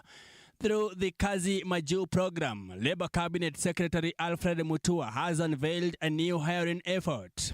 In a letter dated March 4th, 2025, the Ministry of Labour and Social Protection Cabinet Secretary says there will be a recruitment exercise at the venue in Roysambu, Nairobi County on Wednesday, March 5th and March 6th, 2025 from 8 a.m. to 5 p.m. One of the job categories that has openings include that of degree-holding nurses. They are expected to be hired for positions in Australia, Dubai, Qatar, Saudi Arabia, and Germany. Others are drivers who are in hold of driving license. Ex-GCC license holders highly encouraged to register. And delivery riders in United Arab Emirates, UAE. Additional job openings include those in the hospitality industry, such as waiters and waitresses, stewards and chefs, seafarers and cruise ship jobs, as well as construction workers including masons, carpenters, scaffolders, electricians, plumbers, and construction assistants. Mutua says those successfully recruited will receive passports within a day or two.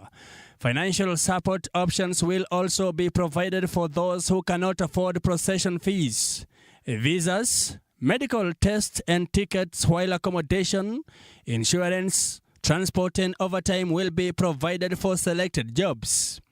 He has emphasized that the initiative aligns with the government's commitment to providing meaningful employment to Kenyans, while ensuring fair terms and conditions of work.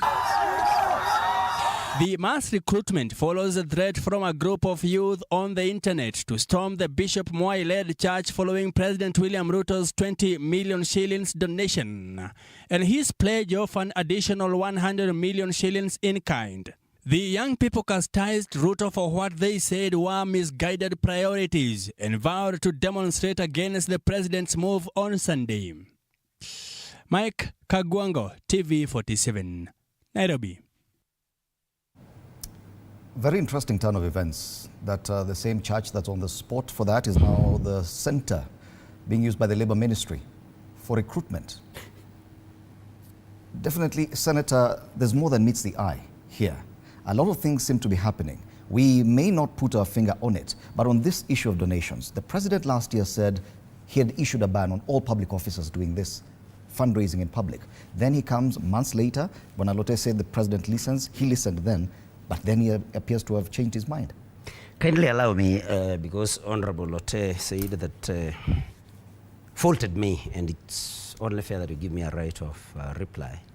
And he says that why President Ruto entered into a broad-based government is because he controls half of the country as per the results of the last elections, and Raila controls roughly another half.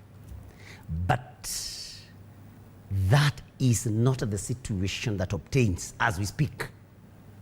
So if we have to form a broad-based government, then we form it as per the support of each and every individual. Now, Raila Amolo Odinga got about 1.2 million votes from Mlima. He got about 1-point-something million votes from Ukambani. He does not have the support of those voters now. William Samoei Ruto got about 47% of his half that Honorable Lote is talking about from the mountain. He does not have it now, and many other Kenyans. So if you are saying that we need to enter into a broad-based government arrangement because of the support, the size of support somebody holds, we should do an analysis of the support of every other politician as at the present. Because I believe regarding Gachagua, as we sit here, enjoys more support than each of them. And so it is not true that it was as about the support. And when he says that the country went silent after the broad-based government, I mean, I was just about to ask him, where do you live, Honorable Lote? It's true that the noise that was there shifted from the minority side, but then came to those that were hitherto on government side. So, fine, Raila is not now complaining, of course, but then there's a lot of noise from elsewhere, Rigi and company, those that were in government and do not agree with government, and we must be awake to these realities.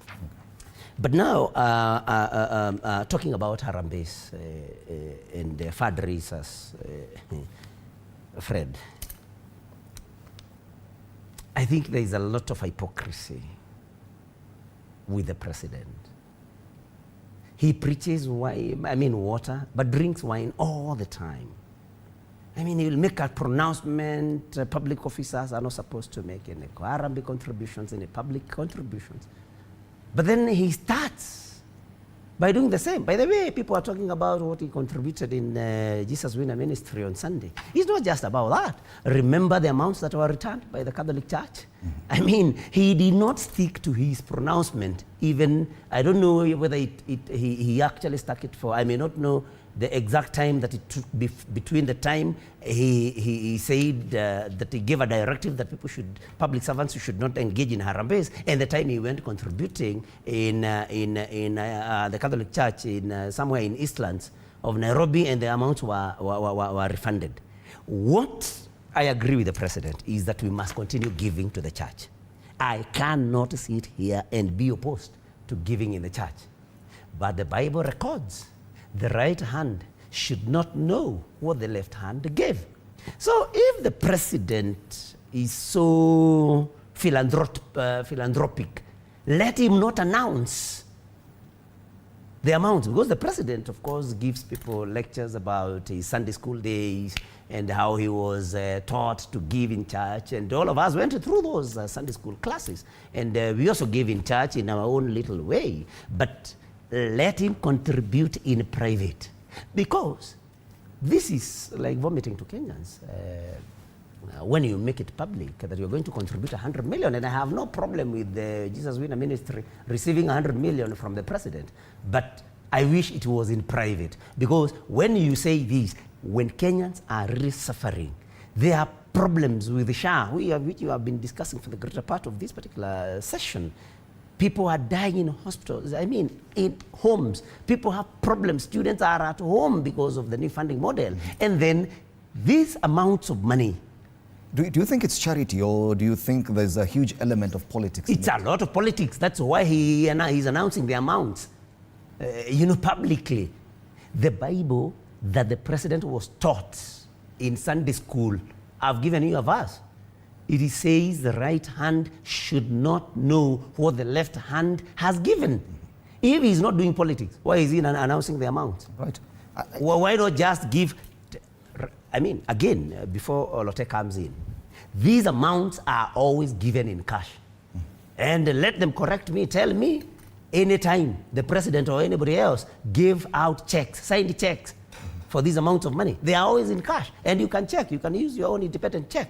Where does this cash, where these huge amounts of money in cash come from? So let the president give in private, let him write checks to churches, and because we have no problem with him giving to churches, let him not announce to Kenyans. It's an insult to talk about hundreds of millions, tens and hundreds of millions, when Kenyans, some of them are going to bed hungry. Some of them have big medical bills, hanging on their necks. It is immoral Let him make his contributions privately, help the churches privately. Let him not announce to us he's doing politics with contributions. Right. And we want to hear he has issued checks. He has issued checks. Not, loads of cash.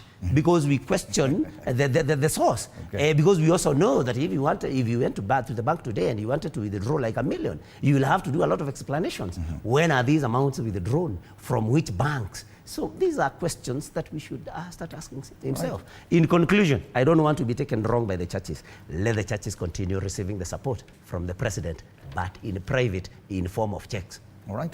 Bonaruku, what's your take on that issue? There is nothing wrong to give tithe. All of us, those who are Christian, are commanded to give tithe to support the gospel. And I think that's what the president has been doing, and all of us do who are Christians. That is exactly what we do. Secretary, about 100 million, president said him and his friends, you call friends, he has more than 100 friends who can contribute $1 million Kenyan shilling to build a church. He has more than 200 friends who can give him 500,000 each to be a tune of 100 million. He has more than 500 friends who can give him 200,000 each to make it 100 million. So it is possible for president to raise 100 million to build the church, because this is a man who has built a network of friends locally and internationally over the years. So it is possible to get his The friends. generosity extended to this particular church has drawn some questions, because even beyond the money, on a disputed piece of land that I said to belong to the KDF, the president said in his capacity as commander-in-chief, he would go beyond that dispute and give the land to the church. Do you agree with that kind of generosity from the president, even on public resources? He's the commander-in-chief of all the armed forces or defense forces of the Republic of Kenya. Given that power by the Constitution of the Republic of Kenya. And therefore, it is within his purview as the president, as the head of state, as the commander, to give some direction on, from where he sits, if he sees, if it deems important for him, we can't question the commander. None of us, including my friend here, who, other than being the president of the republic, he holds another office, head of state. There's two different things between head of government and head of state. By the way, Kenya can lose government. We can be without government, without ministers. But we can't be without state. And the guy who is the head of state is one, the president. And that's an extremely powerful individual, more powerful than this other guy who ends the government. Because we can't lose the soul of the state. Right. The financial transaction of this country must go on. The international transport, the traffic, the airport must go on, whether we have a government or not. All right. There are critical things which must go on. And this, who is in charge of that? End of government, end of state. Okay. Bonalote, you said the president listens. At the height of the Gen Z protests, many young Kenyans complained about the opulence by government-allied officers in this kind of contributions in churches. We're seeing a return of that, led by none other than the president himself. Well, thank you. I'll still insist that the president listen. And this is what I'll say. If you actually listen critically to the statements that were made by the president in July 2024, at the height of the Gen Z's rebellion, the president banned all public fundraisers. But this is what he said, and I think that is where the lacuna is. He said, the Attorney General, I read from here, is hereby directed to prepare and submit legislation to this effect, and develop a mechanism for structured and transparent contribution for public, charitable, and philanthropic purposes. It did not totally ban contribution. He just said we need a legislation that is so structured. But the failure then has come from the Attorney General, who never wanted to do that, probably because of sabotage, or probably because he did not believe that what the president said was important. And so the president will not have directed the Attorney General to develop structures, legislation. Let's leave the spirit. This country is ruled by law. We are under the rule of law.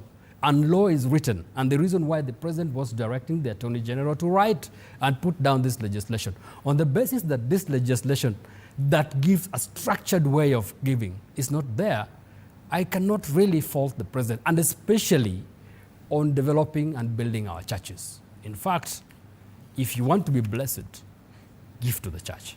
All right, let's rest that piece of news there. As we come to the end of State of the Nation, we want to take a look at one more headline on the front page of Taifa Leo, a bit political. We do expect and anticipate an announcement by Raila Odinga on his said cooperation with President William Ruto. But even as he does that, the Taifa Leo anauliza hapa kuna kitu. Sio swali, ni kusema. Raila akutana na Uhuru kisiri Kilifi katika hali inayofasiriwa kuwa mashauriano kuhusu ushirikiano na Ruto. Now this is a huge turn of events. Yes, Raila Odinga has come out publicly and said he is consulting. But the place of the former president comes into play. Senator Nyoto, are you anxious in anticipation of the announcement by Raila Odinga, given the fact that even the side you're allied to has expressed interest in having Raila Odinga on its side? Thank you, Fred. And just to inform you, I've received a text here from somebody who is telling me that Dorothy Kiprono, who is a shareholder with Pitfield Auto Limited and Convergence Holding, that is in Sharp Billions Web, that I do not know whether it is true. Who? Dorothy Kiprono, that this is a wife to the president's brother. And so maybe they may react to that. I've just received a text I didn't know. So if it is true then that Dorothy Kiprono is related to the president in that particular manner, then there'll be very many questions. But I wish you allowed me to... I think my brother Idmuri, it is not right to bring in family members in such kind of discourse in a national television, in something which cannot be even on the... I agree with you that it's a serious allegation that we are not able to prove. Yes. I'm saying, I've not said it is true. I'm just saying somebody has texted me and told me that. So if it is not true, you just dismiss it and forget it. Yes, let's even not in go Parliament there. we say, if it is not true, then I withdrew. I did not say she is. I said somebody is alleging. Okay. So the facts can be... And it could be a misleading allegation, so let's not go there. Yeah. Okay. So if it is not true, it doesn't have to worry anybody. Okay. But if it is true, and that is exactly what I said, then we have a lot Let's move on from that, about. Senator. Yes. So you talked about hapa kuna kitu katika Taifa Leo. I wish you allowed me to comment about it in Kiswahili because of what... You can go ahead. Nam, ni kweli kwamba kuna kitu na tumeona pale kwamba Raila Odinga akikutana na rais mstaafu Rais Uhuru Kenyatta. Na bila shaka watu wakashuku kwamba walikuwa wanajadiliana kuhusu msimamo ambao Raila atauchukua. Kumbuka amesema kwamba ameahidi kwamba hivi karibuni, sijui kama ni juma hili, kwamba atafanya tangazo aseme kwamba atashirikiana na Rais Ruto ama atakuwa na ataendelea kutetea haki za Wakenya kama vile amekuwa akifanya. Lakini kwa sasa ni kwamba Rais Ruto yeye kule kuendelea ofisini kwake kunategemea kuungwa mkono na Raila Amolo Odinga. Kwa sababu kama nilivyokuambia ni kwamba wale ambao walimchagua Rais Ruto mwaka wa 2022 zaidi ya 60% wamemtoka. Na kwa hivyo yeye akitaka kuendelea, anajua manake Rais Ruto ni mwanasiasa shupavu. na anajua kwamba ikiwa ataweza kuendelea kuwa katika kiongozi katika ofisi yake ni lazima ashirikiane na Raila. Lakini kumbuka walipokutana pale Mombasa, kumbuka tulionyeshwa faili ambazo zilikuwa pale mezani. Na kwa hivyo tunashuku kwamba tayari wamekubaliana, wako na mkataba ambao wamepiga sahihi, na zile ziara ambazo Raila Amolo Odinga anafanya nchini ni kule tu kuonyesha wananchi kwamba yeye anashauriana na wananchi kupata maoni yao. Lakini the deal has already been made and signed. All right. Do you agree with that assessment, Bwana Lote, that probably Raila Odinga is just trying to create an image that he is holding consultations with even the former president, but the deal is already done?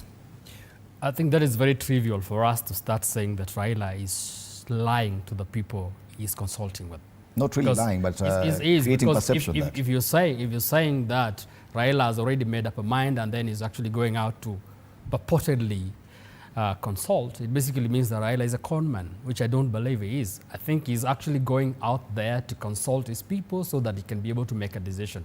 And the fact that now we are even now told we are seeing papers on top of the table, and that basically means that contract has been signed. In this country, if a contract is signed between two parties, that contract is not supposed to be made public. So we cannot assume on the basis that because Raila and Uhuru sat down together, they must have signed a contract until we are shown, and then we know the content of the contract.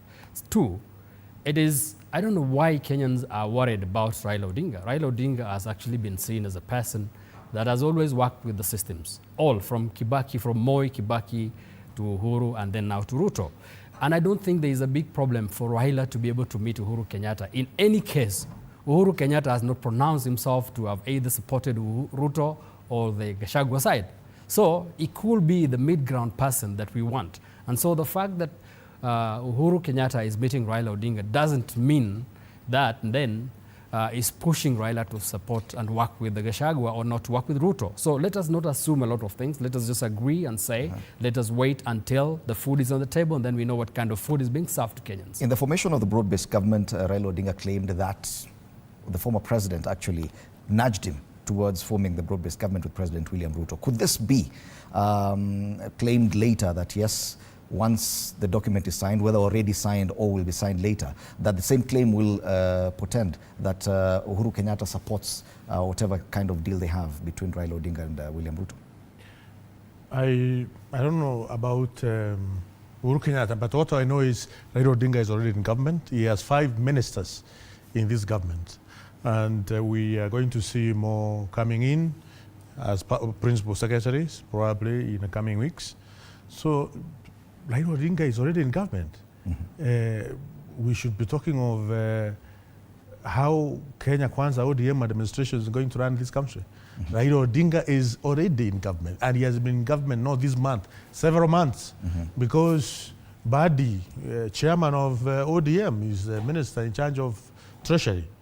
Oparanya, mining, Joho, East Africa Corporation, a lady from Turkana. Are you concerned about your space in Kenya Kwanza now? No. No, not concerned at all. See, we have reached a point where matters concerning this nation, there's no need of holding rallies and abusing each other in churches and in barrios, as my brother Nyoto, they are doing these days.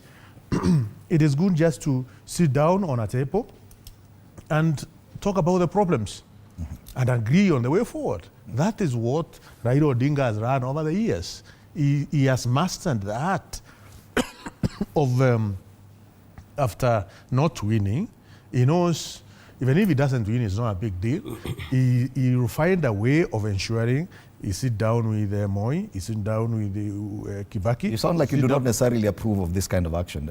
Do you approve of this? No, so long as we are moving, we are taking our nation forward. What I don't approve is demonstrations. What I don't approve is anarchy. What I don't approve is destruction of property and rife. I don't approve such kind of things. But I do approve, let's sit down. Kenya is not a static nation. It's not a static democracy. It's a moving, it's an evolving democracy.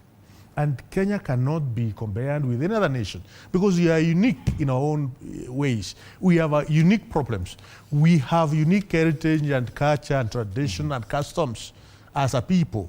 We can't compare ourselves with the United States of America, with, I don't know, Britain, with other nations. So we must devise our local red solutions, you know, ways of ensuring that we move forward, our democracy keep on evolving. Okay. And that is exactly senior members, statesmen in this country are doing. We have about 6 minutes. We have Raila Odinga as a statesman. Okay. We have Uhuru Kenyatta as a statesman.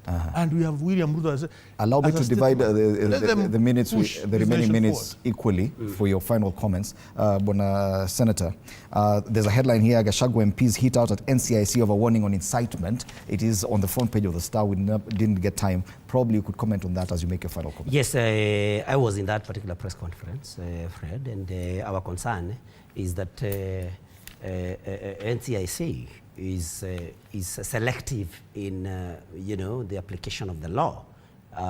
In that what we were complaining about.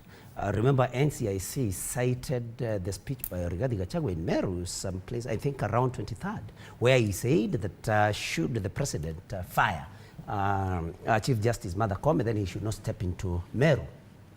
And we took exception to that because when there were claims, there were some fears that Moses Wetangula would be removed as the Speaker of the National Assembly.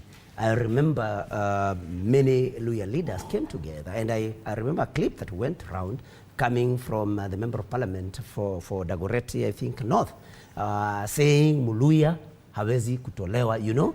That NCIC did not take any action against that legislator. I remember my friend Dan Wanyama, what he said, that Kenyans are going to unite against the people of Mount Kenya. Again, nothing was mentioned. Yesterday, Boni Halwale said that Mount Kenya should be isolated and funds we should be starved of funds. I mean, so we were saying that we need to apply the law equally, not selectively. Okay. And so we are not saying anybody is allowed to break the law, but when there are concerns, it should apply equally. But because Honorable Ruto has said that we talk in funerals, on my side, Ruto, really? The president talked in the funeral of Baringo Senator, the late Cheptumo.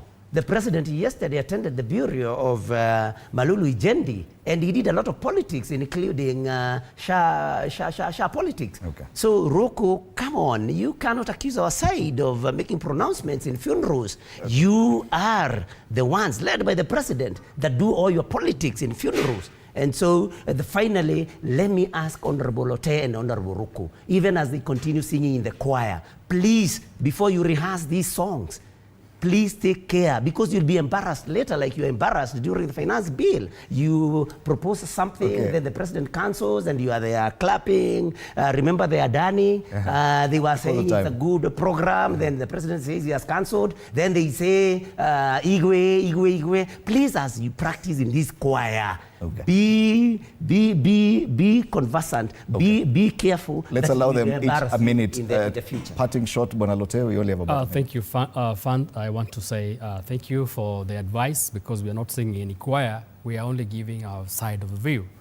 The only thing I'll say is that the difference between the call for NCSC by what the former Deputy President said is very different from the examples he's given, because it touches on the head of state.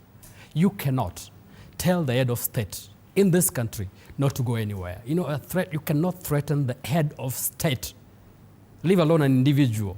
We are free, and the Constitution gives us every freedom to go anywhere. Okay. So the fact that we are trivializing matters to say that it's just like when we say we cannot remove a Luhya, you know, that is not a statement that is of any threat.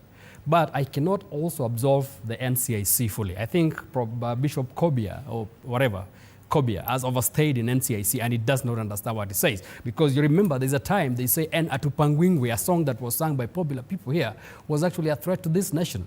I remember that, and basically tells you that probably sometimes they are missing it up. The last one, the advice that I'll give the senator here and his team, They say that the agenda is to remove William Ruto. I don't think the agenda of any surviving, any level-headed person is to remove another person. The agenda of any government or any opposition is to ensure that the country is moving forward.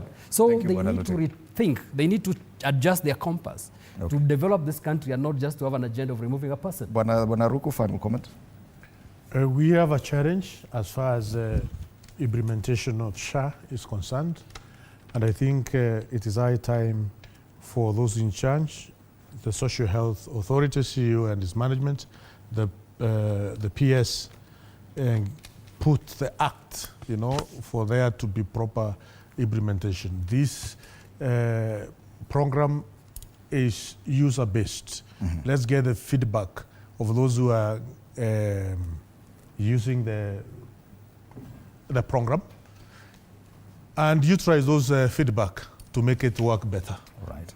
Thank you so much, Geoffrey Ruku, MP Mbeere North, Titus Lote, MP Kachiliba, and Joe Nyoto, Senator Murang'a County. Our panelists this morning on State of the Nation as we take a look at the headlines. Of course, big discussions on the Social Health Authority, SHA Storm on the front page of the Daily Nation, and SHA Billions Web on the front page of the Standard. That conversation will definitely continue. After the break, we'll be giving men a chance to speak out. Do stand by for that. My name is Fred Indemuli. Good morning.